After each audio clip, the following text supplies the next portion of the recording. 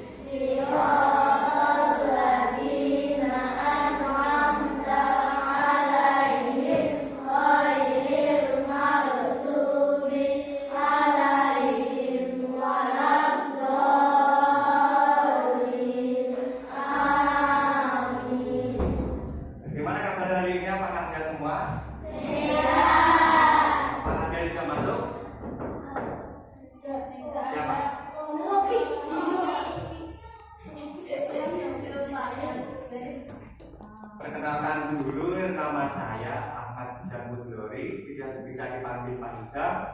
Alamat saya adalah Matu Agung, Kecamatan Jongko, jadi tepatnya di RT 3 RW 1 Dusun Kerajaan. Apa yang sudah Anda tahu Pak Agung? Siapa yang pernah Pak Agung? Kemana? Mana?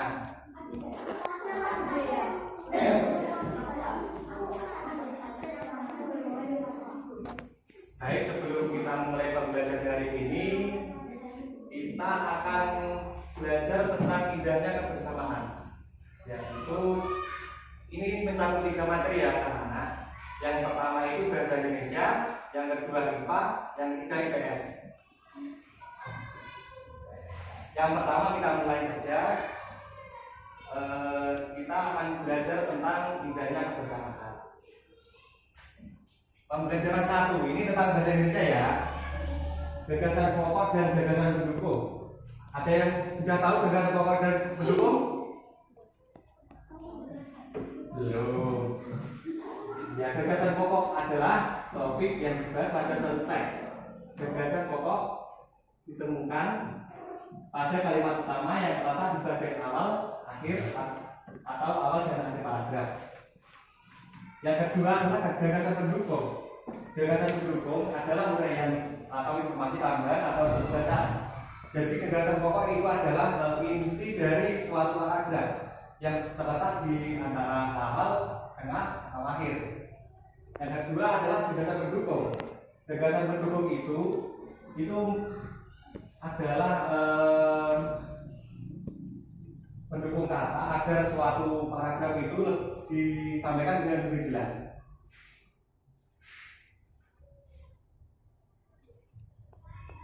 Cara menentukan gagasan pokok dan gagasan pendukung.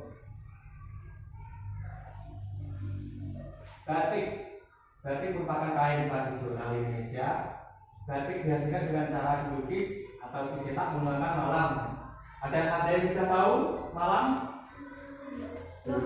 Malam itu adalah hari yang berdiri yang dipanaskan. Kain batik berasal dari Pulau Jawa. Seiring berkembangnya waktu, batik tidak hanya ada di Pulau Jawa. Beberapa daerah di luar Pulau Jawa juga menggunakan batik sebagai pakaian tradisional, misalnya batik hari.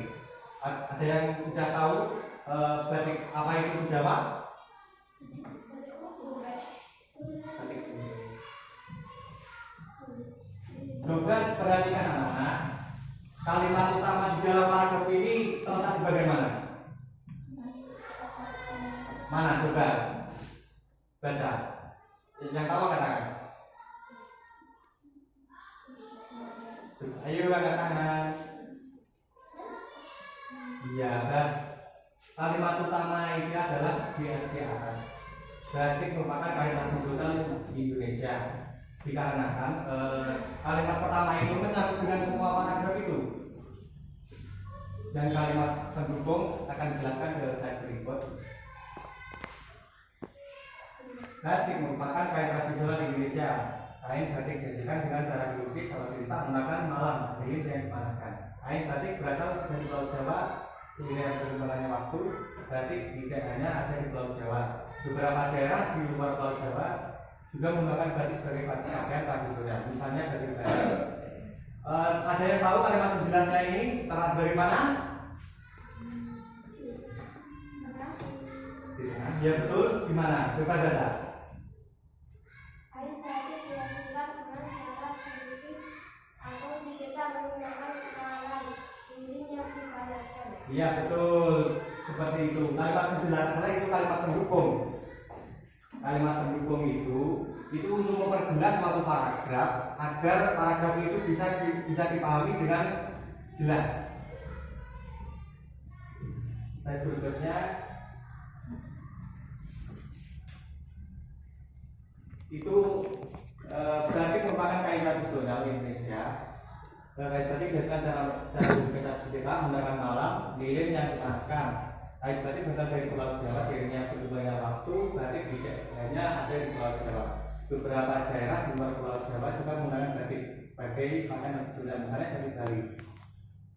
Gagasan pokoknya itu terletak di bagian atas. Dikarenakan apa? Sama seperti tadi saya pertama tadi yang mana ya? Kalimat utama itu.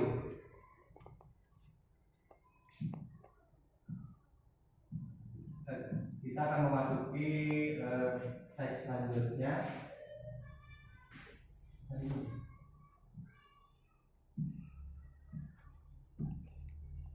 Kita akan mulai ke pembelajaran IPS. Bentuk-bentuk keragaman di Indonesia. Yang pertama, keragaman suku bangsa. Suku bangsa adalah sekelompok golongan yang hidup bersama di suatu tempat dan memiliki ciri-ciri budaya yang sama. Perempuan suku Bali memakai kebaya dalam kehidupan sehari-hari. Mereka membuat anyaman sebagai tempat sesajen secara bergotong royong.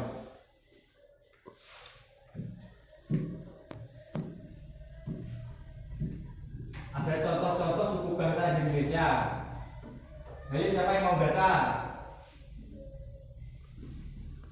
Tidak ada? Bapak bacakan ya. Yang pertama Pulau Sumatera. Pulau Sumatera itu ada tiga suku. Yang pertama itu suku Batak, suku Minangkabau, dan suku Aceh. Yang kedua itu Pulau Jawa dan Bali.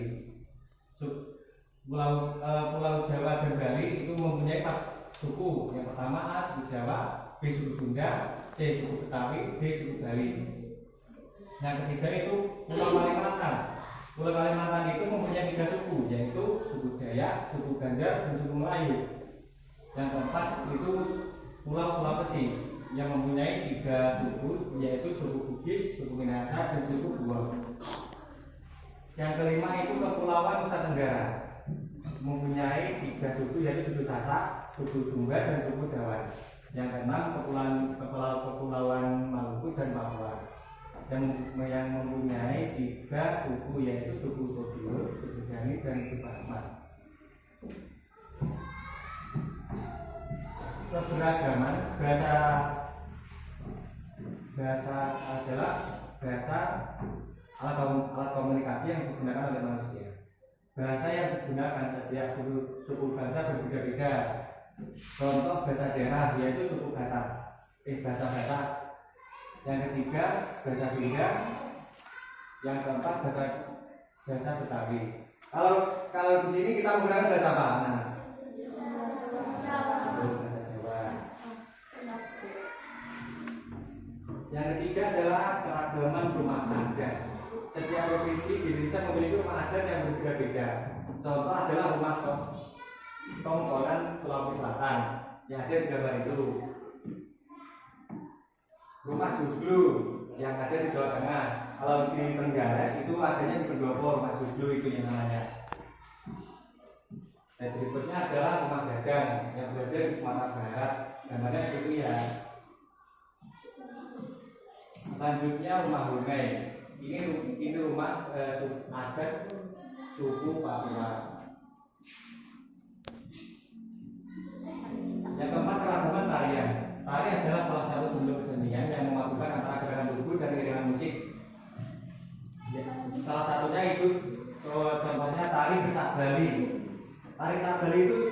Gambarnya seperti itu ya anak-anak. Ini tidak ada videonya, mohon maaf.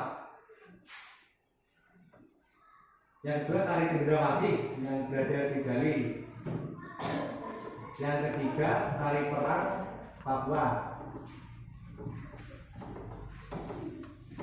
Yang keempat tari jaipong yang berada disebut di Provinsi Jawa Barat.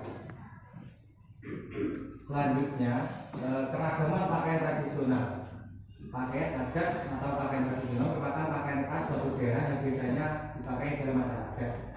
Contoh pakaian adat adalah Bundo Kanduan yang berada di Provinsi Sumatera Barat, Beskap yang ada di Jawa Tengah, yang ketiga Payas Bali. Selanjutnya adalah keragaman senjata tradisional. Senjata tradisional digunakan sebagai pelengkap pakaian adat. Yaitu contohnya kalau di gambar yaitu rencong yang berada di Provinsi Aceh. Yang kedua keris yang berada di Jawa. Yang ketiga tombak Trisula yang berada di Sumatera Selatan. Keragaman alat musik tradisional. Setiap provinsi memiliki alat musik tradisional. Cara memainkan alat musik tradisional pun beragam. Contoh alat musik tradisional tambu yang berada di Aceh. Yang kedua adalah angklung yang berada di Jawa Barat. Yang ketiga adalah Papua. Kalau di sini alat musiknya apa nih? Contoh alat musik tradisional yang kalian ketahui. Sampai baru apa? Ya, kita tapi bukan alat musik tradisional ya. Ya, kedang. Terus apalagi? Piano itu adalah sudah memasuki musik modern ya. Kalau musik tradisional itu contohnya yang berada di kita adalah gamelan. Gamelan itu biasanya itu mempunyai berbagai jenis. Yang pertama gunang. Siapa gunang? Yang kedua saron. Saron itu yang dipukul-pukul itu loh. Yang ketiga contohnya adalah gemung. Gemung itu biasanya dipakai di acara hajatan atau yang lainnya. Kita akan memasuki pembelajaran kita ya. Cara benda menghasilkan bunyi. Alat musik tradisional di Indonesia sangat beragam. Alat musik tersebut menghasilkan bunyi yang berbeda-beda. Bunyi yang dihasilkan berasal dari benda yang tercetak di dalam alat musik tersebut. Selanjutnya adalah yang pertama dipukul. Alat musik yang dimainkan dengan cara dipukul, misalnya gong dan genggang. Gong kalau dipukul itu suaranya bagaimana? Kalau itu ya, kalau genggang itu cara genggang itu cara membunyikan musiknya itu adalah dipukul. Yang kedua adalah tiup. Alat musik yang ditiup dimainkan dengan cara ditiup adalah misalnya trompet. Ada yang sudah tahu trompet? Yang kedua adalah seruling.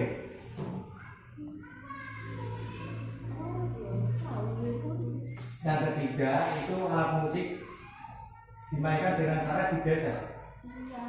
Misalnya biola atau rebab.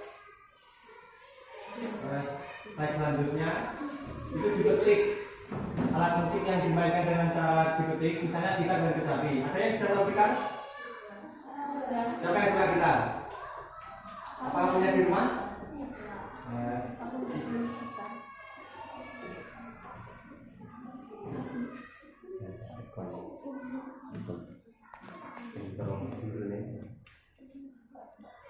Yang selanjutnya itu adalah digetarkan.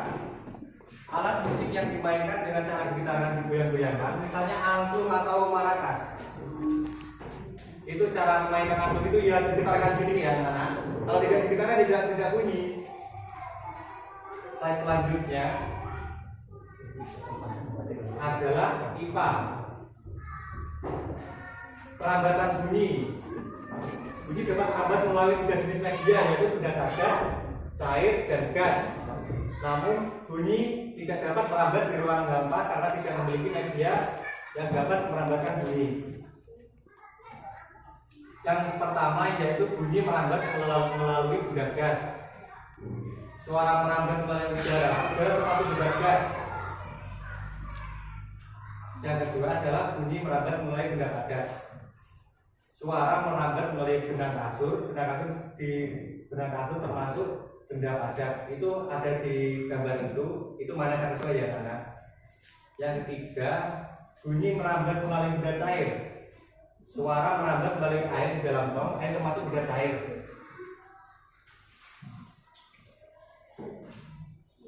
Pembelajaran selanjutnya adalah memiliki pemuatan IPS. Keragaman sosial dan budaya di daerah tempat tinggal. Suku merupakan sekelompok manusia yang memiliki latar belakang budaya yang sama. Suku bangsa yang tersebar di seluruh provinsi memiliki ciri khas masing-masing. Pada di gambar itu, pria suku Bali umumnya memakai udeng ikat kepala saat sembahyang. Setiap sembahyang, suku Bali memberi sesajen kepada para dewa. Selanjutnya adalah suku Betawi. Suku Betawi memiliki pertunjukan khas yaitu yang bernama ondel-ondel yang ada di gambar sebelah kiri. Selanjutnya adalah suku Asmat. Suku Asmat menghias mereka dengan tubuh mereka dengan warna merah, hitam, dan putih.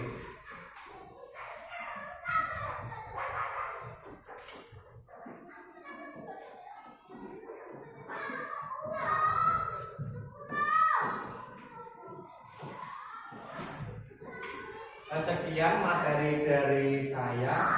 Dikarenakan waktu ya anak, waktunya itu dari kampus sana memiliki waktu maksimal 20 menit.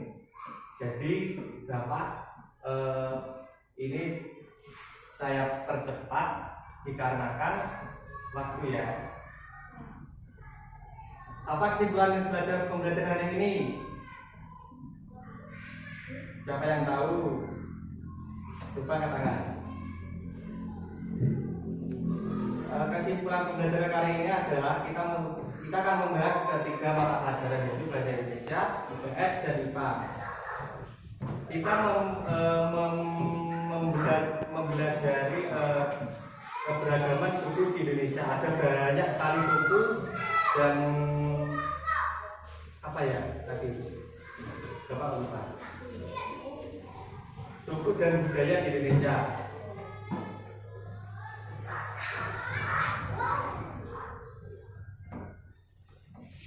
Sekian simulasi kegiatan pembelajaran Bapak hari ini. Bila ada salah kata, saya mohon maaf. Saya akhiri. Wassalamualaikum warahmatullahi wabarakatuh.